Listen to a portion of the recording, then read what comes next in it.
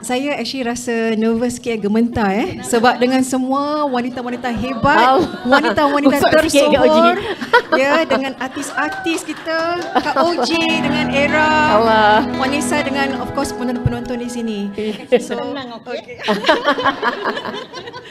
Okey, saya nak tanya satu soalan berapa ramai penonton-penonton di sini ada financial planning? Maksudnya memang dah ada planning macam mana nak menguruskan kewangan. Ada planning? Ada planning ya? Ada, wanita-wanita sekarang hebat. Ya, okey. Tahun lepas kami ada buat satu survey survey bertanyakan mengenai kewangan pengurusan Islam.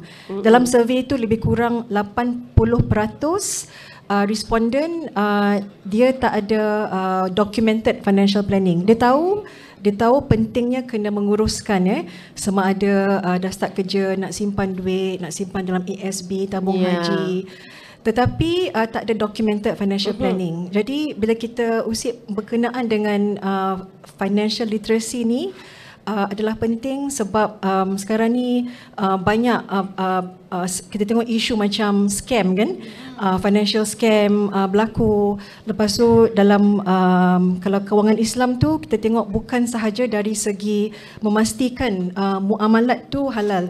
Kalau kita tengok macam dari segi makan minum tu, kita tahu kan kita kena makan yang makanan halal. Tapi kalau dari segi perbankan tu, kat Malaysia ni of course ada conventional bank, Islamic bank. So Islamic bank, Honor Islami, kami sudah beroperasi 20 tahun dan kami memberi kemudahan produk semua berlandaskan patuh syariah. Jadi maybe the first thing saya nak kata, make sure kita punya financing tu is under Islamic banking. And then bila cakap pasal awareness tu penting sebab biasanya kita kita pergi kerja dapat duit, simpan duit. Lepas tu bila kita nak beli rumah ambil financing, beli kereta financing kan, semua kita kiranya berhutang. Tapi simpanan tu dan simpanan untuk masa hadapan tu amat penting. Jadi sekarang ni kita tengok planning tu penting sebab dari segi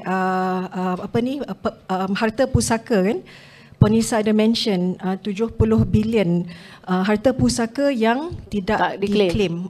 Sebab apa tak claim? Sebab proses nak buat tu memang amat kompleks, complicated.